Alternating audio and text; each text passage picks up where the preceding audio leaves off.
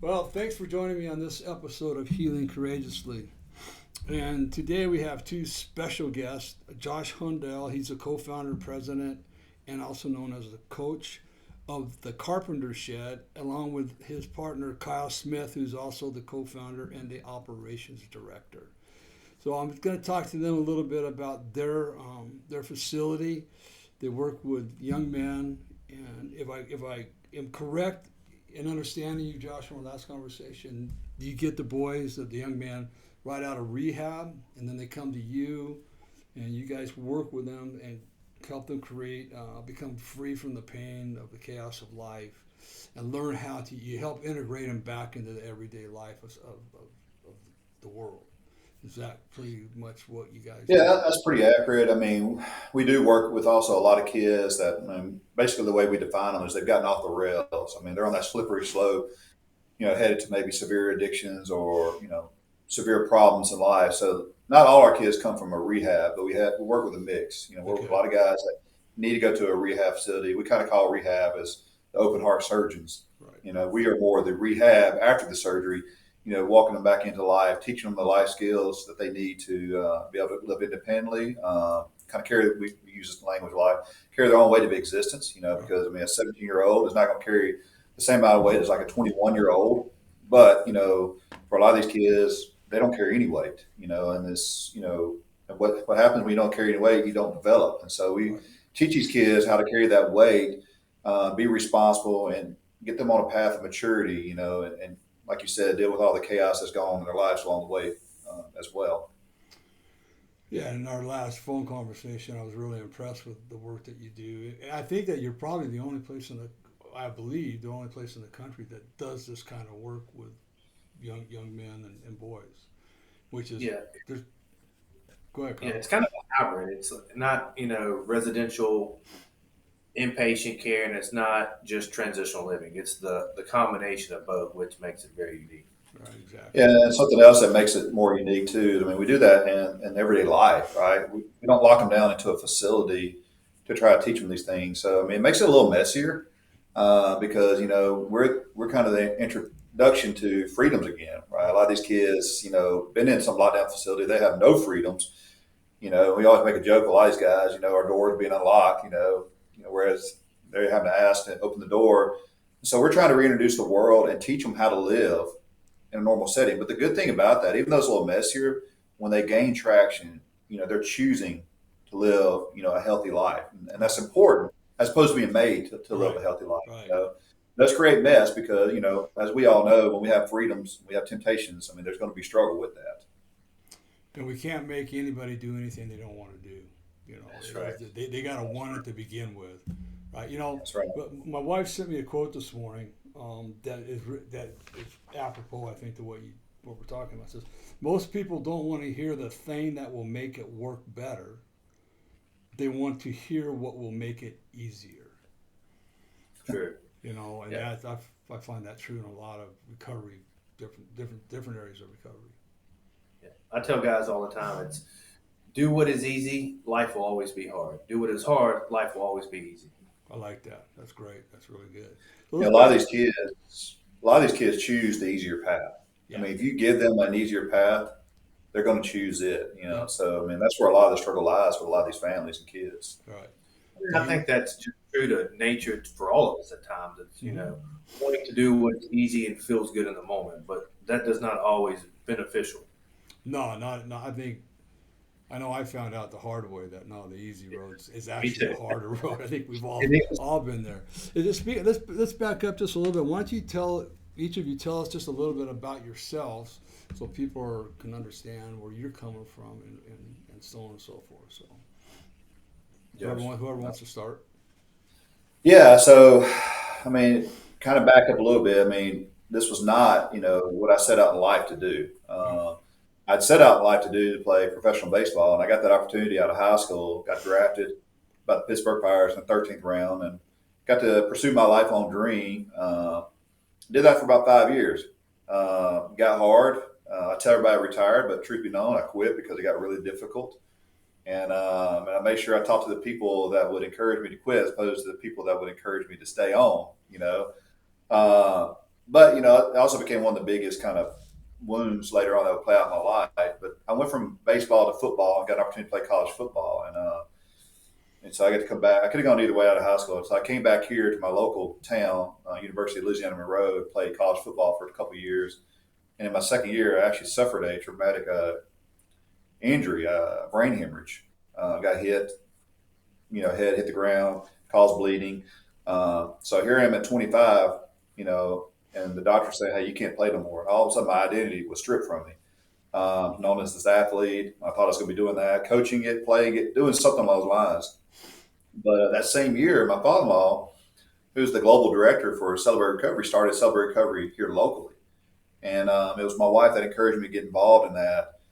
And I would have never guessed that, that choice would be, the choice that would lead me down the path, to where, we do what we do today. And so, sure enough, I got involved in Celebrate Recovery. And the stigma of Celebrate Recovery, or any recovery, is drugs and alcohol. Well, I didn't have a drug or alcohol problem. So I was like, I don't belong here. But truth be known, I realized there's a lot more issues than drugs or alcohol. And I figured that out on the way. My wife helped me figure it out too, as well.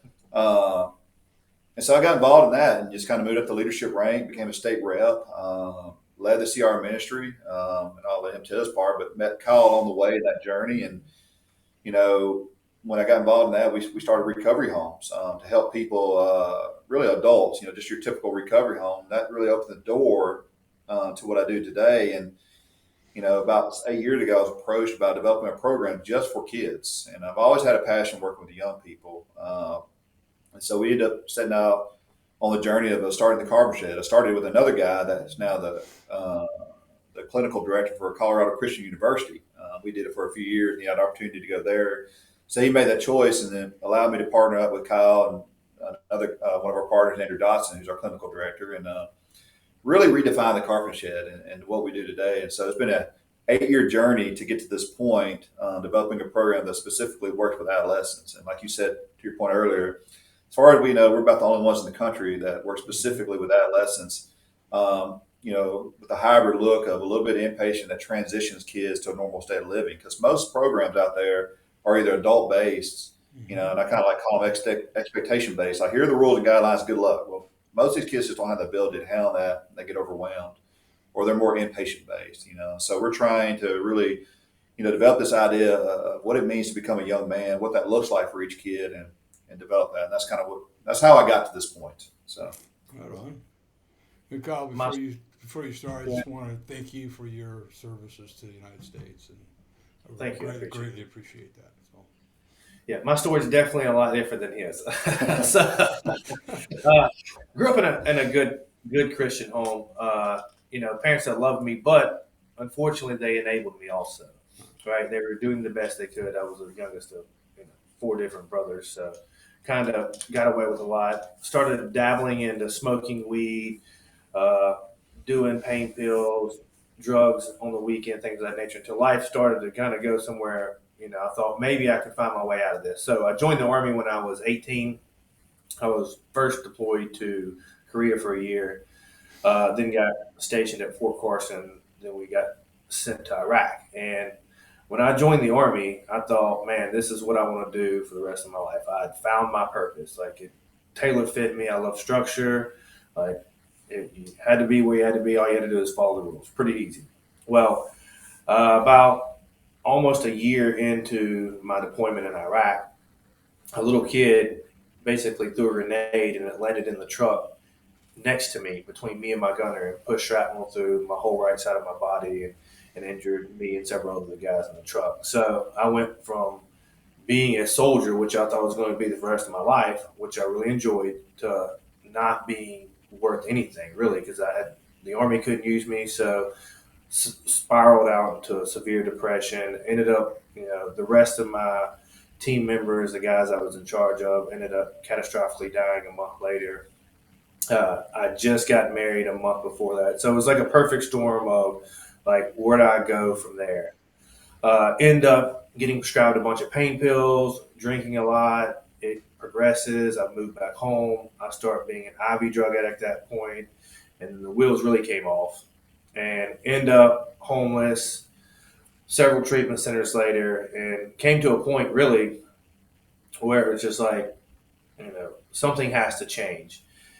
And really, I can think back through it all, and there was this one moment in particular in the back room of my parents' house where I just felt God was like, "Look, son, if you want to do this, you've got to let go and let me do it." Right? So I was like, "I don't know what it looks like, but I'm just going to get rigorous honesty, like real clear on what I need to do, get honest and tell everybody the truth, and then go from there." So I woke up the next morning, told my parents kind of everything that had been going on for the last couple of years, and then went looking for an AA meeting. Well, it turns out I could not find an AA meeting in this town to save my life. Like, and I went to I'd been to them before, so I knew where they were. So I go to everyone. I was like, "Man, what is the deal?" It's like the one day I really want to get sober, and there is no meeting. So I can remember there was this house in front of this church that I had dropped some guy off when I left rehab earlier one time, and it was this sober living house. And I can remember going in, and he had a meeting list, and so I was like, "I'm gonna go to that house and see what that meeting list is." Well, I pull up in this church parking lot, and the house is gone. I was like, "Man, this is not good." So I'm in the church parking lot debating, like, how crazy will I sound if I go in here and ask them if they got a place for drug addicts? Because down in the South, the Bible Belt is not something you really do. Right? So I go in there and I say, "Hey, you guys have any place for drug addicts?" And sure enough, they were like, "Sure do." Some long-haired guy from the back walks out, and I was like, "Yep, that's my guy." So I can tell he's walked the same road. So he comes out, tells me about the Awaken Recovery Homes, which Josh owned at the time. And I stayed there for about 9 months and really just changed my life. It was an amazing opportunity. It's one of the most cherished times, even looking back on it now. And through that, really developed a passion for helping guys, find the hope that I had. And, stayed on coming back to the meetings even when I moved out. Eventually, Josh asked me, if I would consider helping out some. And he was like, "Look, I don't really have any money to pay you, but be great if you can." So I ended up just doing it for free for a while, and ended up taking over running all aspects of the recovery home. Then he opens up the Carpenter Shed. And at first I said I didn't want to do anything to do with the Carpenter Shed. I was like, that's not what I want to do. I want these guys that are drug addicts like me. It's like, that's who I want to deal with. Well, as time progressed, and the more I thought about it, the more God was putting me in places that were uncomfortable for me. I really thought I'm doing all this work for guys that already had a problem when I could be doing things for guys before they get the problem. So, in essence, these young boys that we work with are essentially just like I was in the same spot and just need a second voice and someone to mentor and father them and help them down a different path, which, I would have loved to have when I was their age. Mm-hmm. So That's it's there's a saying in the big book, and I'm hearing your guys' story. We all have stories, right? And there's a saying in the big book that my wife and I live by. You cannot transmit something you do not have. And so, for any of the listeners that are listening, this is a kind of a facility that if I had a child that was struggling with any of this, I would send my child to, because of the fact that they're just not a couple guys off the street that decided to start a facility for young boys and making money off of it. They have a passion. They've walked probably in a lot of your sons or husbands' shoes in the past, and that is worth more than money can. As far as I'm concerned, money can't buy that. It's when we can speak and people can relate to us because we've walked in their shoes. That's when I've had the most success with the clients that I work with, because they can relate to what I'm talking about. They understand I'm not just some academia guy that's throwing stuff from a book at them. Like I say, I told my wife and I, we say we have a PhD in life, in all different forms of life. So then, yeah, pretty much, you guys pretty much said what led you to start the Carpenter Shed, that you guys both have a passion to help young boys. And man, I really commend both of you for doing that. I wish there was more men that would do that, because the fatherless children, or let me see, not the boys with absentee fathers. None of us are fatherless, but absentee fathers in this world. If somebody could just step up and be that father figure for them, a loving, Christ-loving father for them, the world would be a different place. It really would be. So, tell us again. I think we covered a little bit of this, but go into a little more depth of what the Carpenter Shed is, and the different pathways that you have for both the parents and for your residents. I notice you go both. You help work with the parents as well.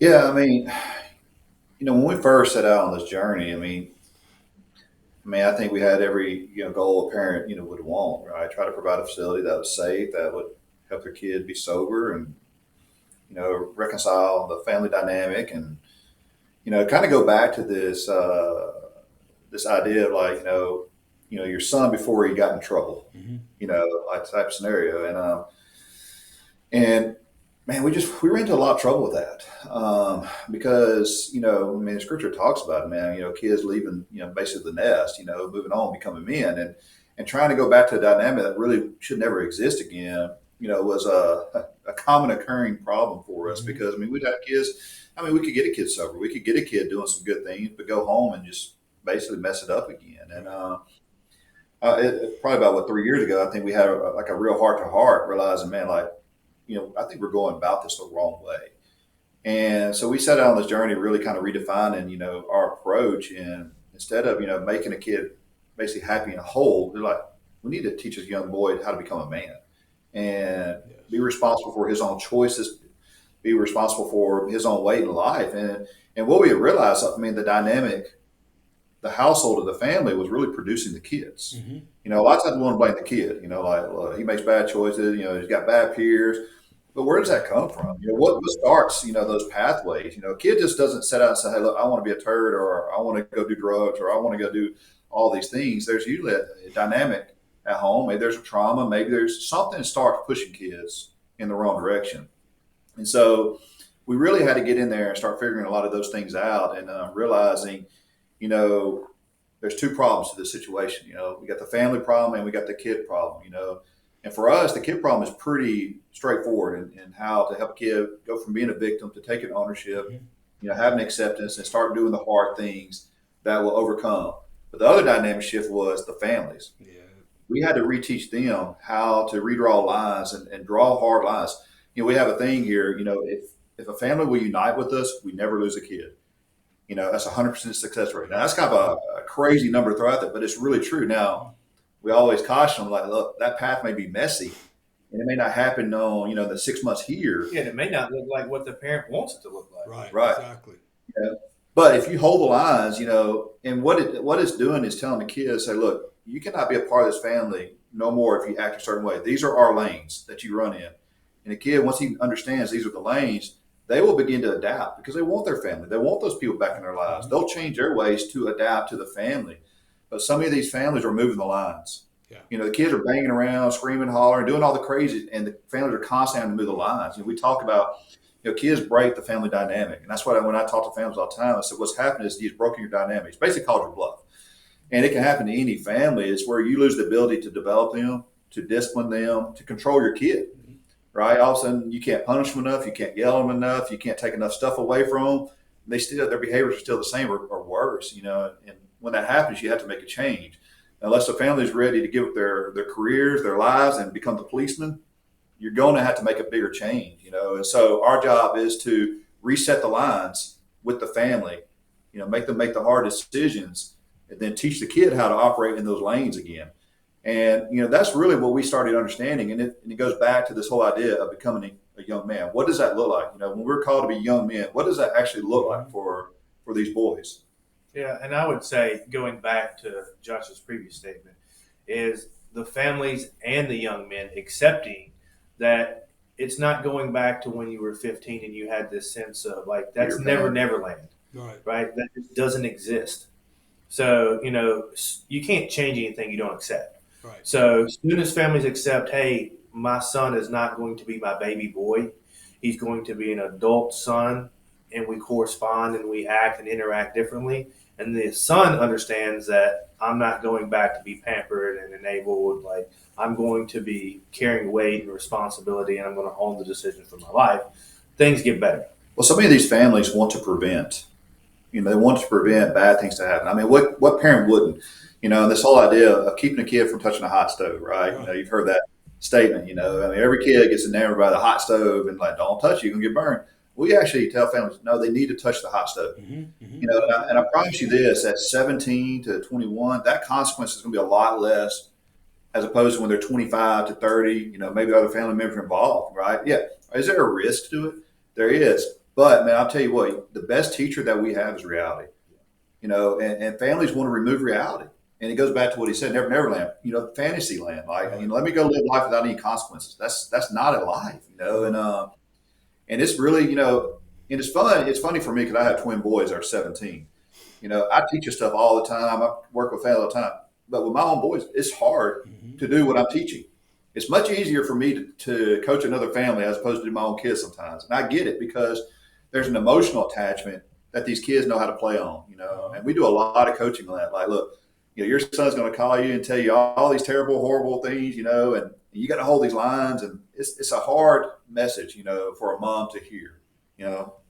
Most times moms have the biggest struggle with it. Yeah, and one thing we always tell our families is, do you want them to be safe or do you want them to be strong, right? So I have a son who's 8, and if I say, climb the tree, son, my wife's saying, no, don't climb the tree. Like, how he could break his arm, he could fall out. And that is a risk. That is a very real risk, and he very well may. But if I never allow him to climb the tree, he never believes he can climb the tree. So when we're trying to constantly keep them safe from everything, we basically don't let them become strong. And really, a young man needs to become strong enough to face the world on its own, like looking life in its eyes and saying, this is what I have. I'm taking ownership for my consequences, my actions, and what I'm doing. So, it reminds me of a couple things with my son, my middle son. He's 32 now, or no, I think he's 37. Jeepers. He was playing baseball back in Wyoming, and he was having to drive back there from California one time. And one of my suppliers, I was talking to him. I go, man, I really want to take off and drive back to Wyoming with my son, just so he's got somebody with him and I can fly home. And he said this to me. He goes, Randy, I was 17 fighting a war in Vietnam. Let your son be a man, right? Right? And so, fortunately, my kids have all been, we haven't had any problems with them. They're good kids. They work hard. But just recently, I can remember when my son Garrett, he's on my right hand all the time. We hunt together, we fish together, we do a lot together. And it hit me one day. And I remember saying this to myself. Says, Randy, you've got to let him go. You got to let him go. He's an adult now. He's working. He's got a family. He's okay. I had to tell myself that as a 60-year-old man, that, hey, he's okay. He's going to make it. You did your job as a father. Let him go. And so that was a great relief for me. We still do a lot of stuff together, but I no longer hold on to him like I got to protect him all the time. Right? I think that's an innate thing that all of us parents have. We want to protect our kids, but like you said, let them touch the hot stove. Let them stick a key in the light socket. Let them feel that stuff so they know, so they learn. Right. So and it's like become a man, and it's like when I tell people, you guys are so much. I'm hearing a lot of the same stuff, maybe just said differently, but I always tell people that before you sit down with me, or before they sit down with you, they didn't have a choice, right? That they were aware of. They had lots of choices, but they just weren't aware of them, right? Right. But now that you've sat down with me, you can't blame anything on your past anymore, because we started a journey of recovery. So you're choosing to fall back into that victim mentality, where you could have chose to pick up the phone so you and I could have sat down and worked through it. I feel really strong about it. That now it's a matter of choices. right? You can't. You chose to go back there, and that's not acceptable anymore. Okay, if you do, then the consequences are going to be so and so. And because I was so badly abused as a kid growing up, when I became a Christian again, I dove into the Bible because I wanted to hear what the Bible really said about abuse and hitting kids and all that. I got really strong beliefs about this, but I just remember in I think it's Luke, or no, it's in Colossians. It says, "Fathers, do not provoke your children to anger, to cause discouragement." That happened to me all the time. So I'm being pushed and pushed into this big anger mode constantly. I was constantly angry at the world because I had a stepfather and mother that were just constantly pushing me and making me angry. Now, again, I was a teenager and adolescent, so I didn't know any other thing to do. But once when I was 49, I got into recovery. Then I had to start making the choice. I can't act that way no more. I'm not a little kid. That's got to go. I've got to break the 7 generational curses. It's my job to break that curse now. You know, so there's a lot of things that I think parents unintentionally don't know that they're doing to harm their children. Right? I mean, that's the best way to say it. And I think their intent, is good and well-meaning. Yeah. But we don't know what you don't know, right? So you can't see the future, and you're just doing the best you can with what you have. And I think one thing that really amazes families is their son comes here, and we're telling them all the same thing in a different way that they've been telling them for years. And they're like, "Well, I've been telling them that for the last 5 years. How does he get it all of a sudden?" And that's where that power of the second voice. So it's, I can hear something different from another man who I look up to and trust and believe that he's leading me in the right way than I ever will from my own father and mom. And then how are we as parents relaying that information to them? That's when we work with people, it's like, sure, you're voicing this, but how are you voicing it? How are you communicating it to them?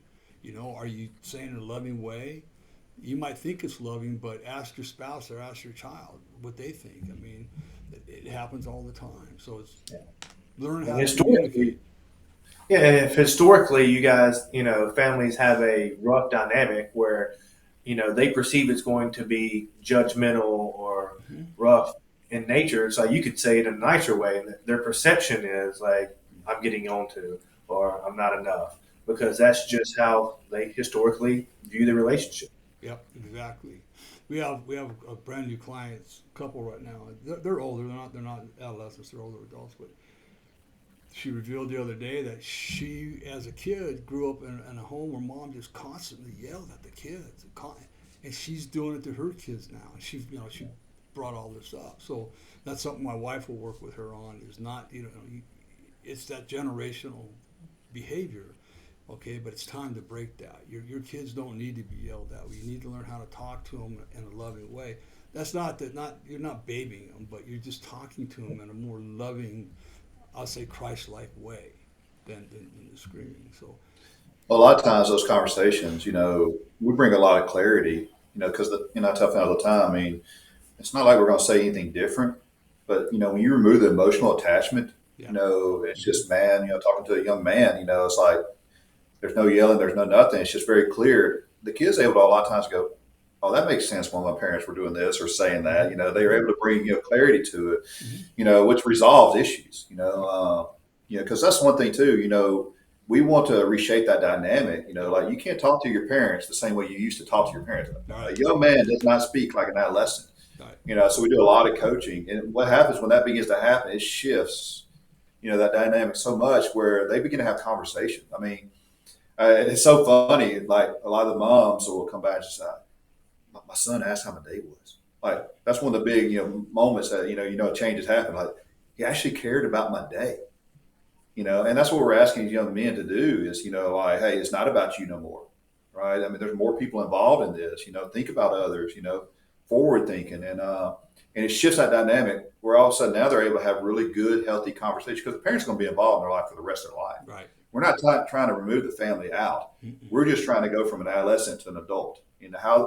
What should that look like for each kid and the family involved in it? essentially creating men of substance, Yeah. men that have something to offer, which is I'm a young man. I care about her needs or dad's needs or the family's needs, and not just what I can get. How do you deal with, because oftentimes men, right, and I know it happened to me, and it's happened to a lot of the men that I've worked with, is that they can't get in touch with their feelings because in some way, shape, or form, their voice and feelings have been shut completely down. Who cares about how you feel? It's not important.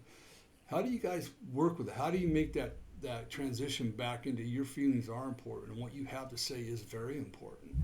When a parent might have been the one that was doing that, hey, who cares? Who do you think you are? Who's going to listen to you anyways? How do you guys get that back? Yeah, I would say, coming into a different system when they get here, of course they kind of put whatever junk their parents have put onto them onto us initially, right? So they're like, oh, you don't care anyway. But really, it's just intentional, relational time spent. It's like, no, I do care. This is why it matters, right? I want to hear who you are. I want to hear why you think that way. So they believe and trust that, oh, well, maybe this is not the same as what it used to be.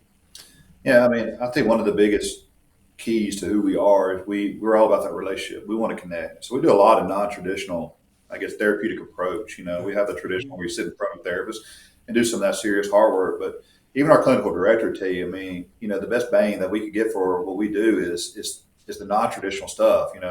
You look at our staff. We most of our staff have our guys have gone through different things. Similar to Kyle's story or some type of they've overcome. And they're all about giving back and connecting as well. So we have a unique set of men here that, I'm always going to relate to the athlete. Kyle's going to relate to the drug addict type guys or something like that. And we're able to build these bonds, that really, take down the walls, Yeah. right? And accept him for who he is. I think that's something we do very well. Like we don't expect him to be somewhere when they get here. I don't hold grudges against what they did in the past. Hey, Right. all I got is the information I have right here in front. Let's build from this. And when that trust is built, man, that's when the feelings start coming back out. That's when we can call forth those things that, I mean, there's many conversations where like you should feel something about that. You should be ticked off at your parents for that, or you should, we affirm them, we hear them. But then at the same time, it's like, you're a little off base on that.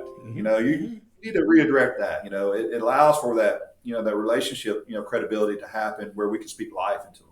And we get the right to do that by building that.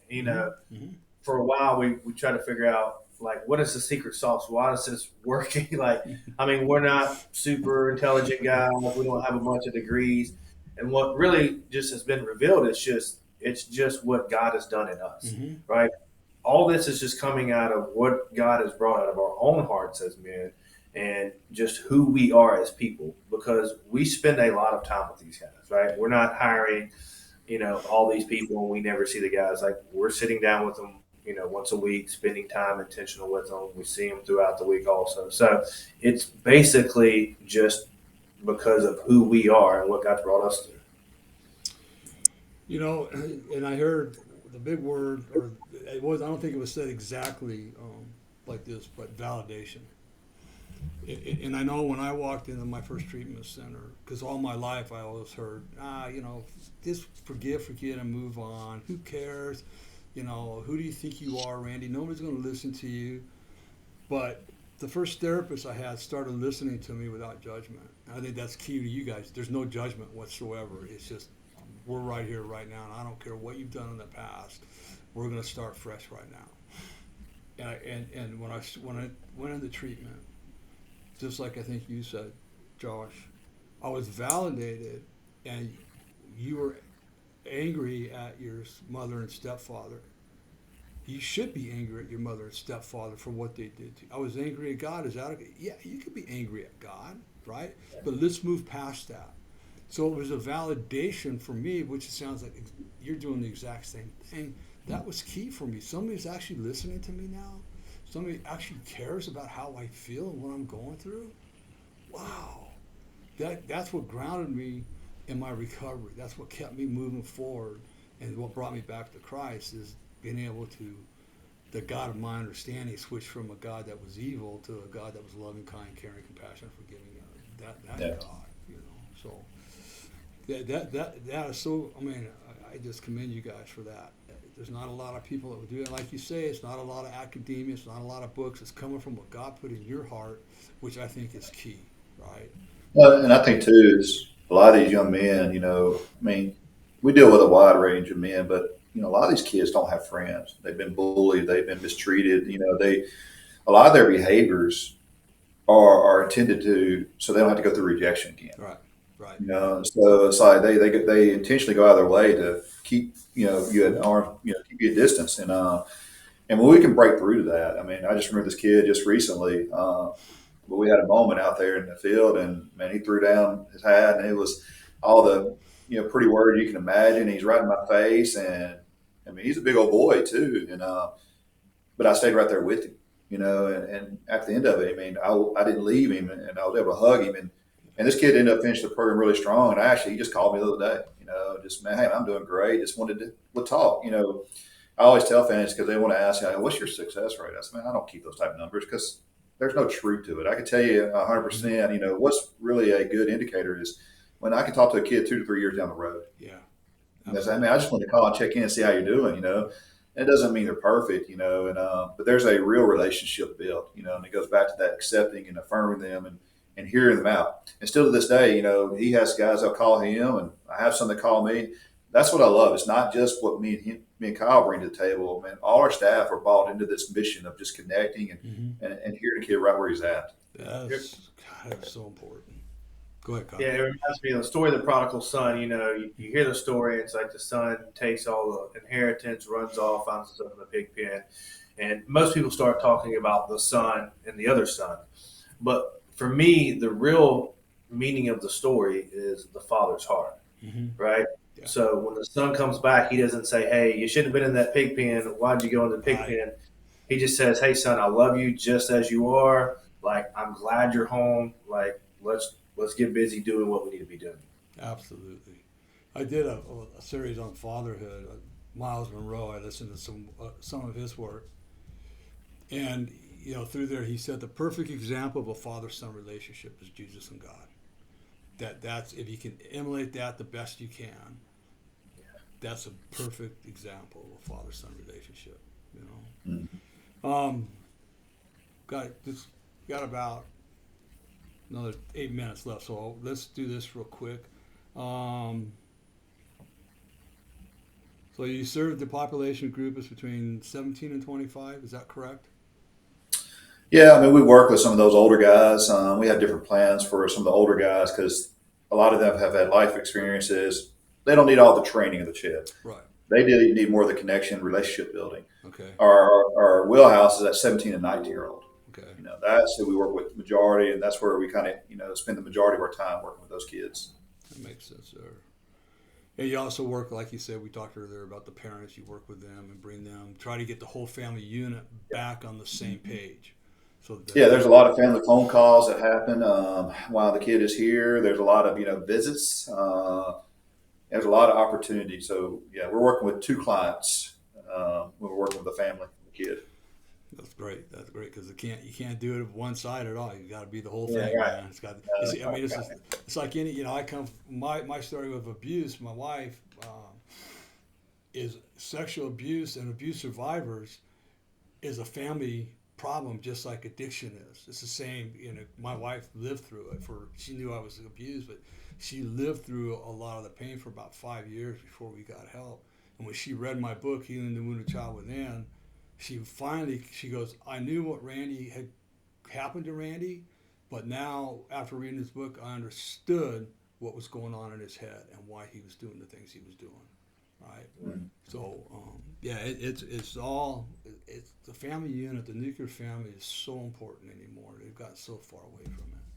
So what's the process to see if a person's fit for your program or your retreats, and how would they register? I got your guys' email up there and your phone number up there, but what's the process? Yeah, essentially it's, you could go to the website, fill out the form to get more information, or you can just call Josh's phone directly. He answers all the calls. So that's normally how it goes. He talks to mom or dad, whoever it may be, and then talks to son, and we develop, are they a good fit? Do they match kind of where we want to go? So. Yeah, I mean, and the reason I do that because I enjoy the family phone calls. If I can give hope, whether they choose to come here or not, I mean, the kid's not broken, right? It's a kid that struggles, and there's ways to overcome. Maybe they don't have the resources to come here. I mean, we have a lot of connections, we have a lot of wisdom to give. I mean, we're not just trying to make it sacred to you got to come to the shed to find out how to raise your kid. I mean, look, this is an old language. These boys, you said earlier, people who storm the beaches of Normandy when they're 15, 16. I mean, the kids have it in them to be a young man, even at a young age.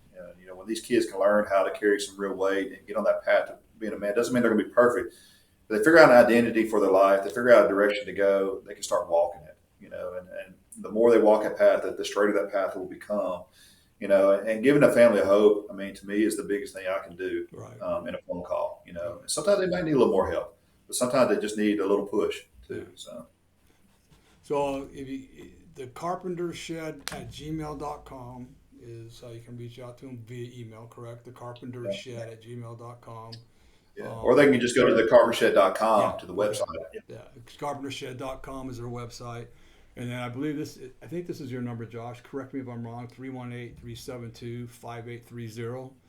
Correct. You can call. Sounds like you can call Josh direct and ask your phone call, which is cool. Kind of, that's how it is sometimes. I may regret it one day, but I guess right now, all right. So one last question: is there a question that you wish I would have asked?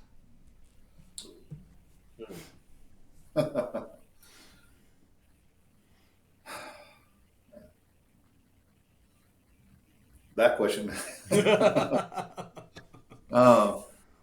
Yeah, I mean, I think one of the questions that is commonly asked, amongst families is, what is my son's future going to look like? And that's a hard question to ask or answer for any family, just because that we don't really deal with destination here, because I didn't know what I was doing at 18.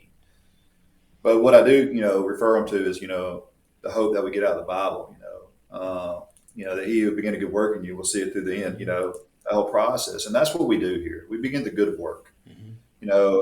It takes an army to raise these young boys, to be men, and man, the more we can surround them and show them what it looks like to be a young man, the future is pretty strong to being good, because I mean, when you can serve a higher purpose than self, and hopefully at some point it'll become God, I mean, your chances for life being successful are huge, so, the hope I give families is, man, their future isn't written, but it's going to be headed in the right direction, because I mean, everyone wants to know, like, is this going to work or not?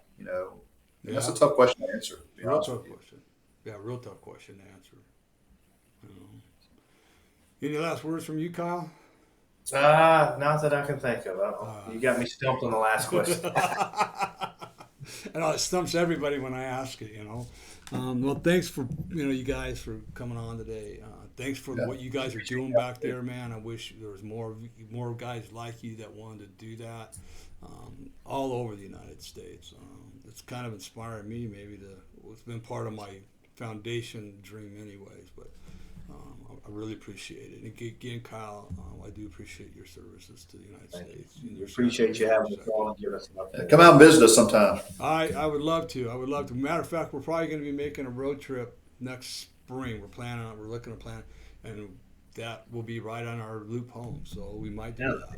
So, all right. So again, if anybody's interested, go to thewoodshed.com.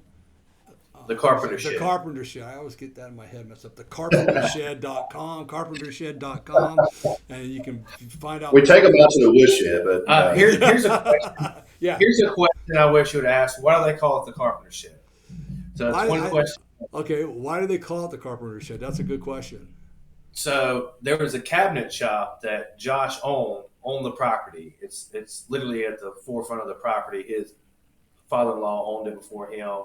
And it's just because of the cabinet shop, we've just named the house, the Carpenter Shed. So, I think it's a great name, man. I really do. It's a wonderful name. and we get to help build young men. So. Absolutely. Building new lives, man. It's great. So, you guys stand by. I'm going to close this out, and then we'll chat a little bit, and I'll let you guys go. I know you guys got a busy day. So I'll be right back to you as soon as this is through.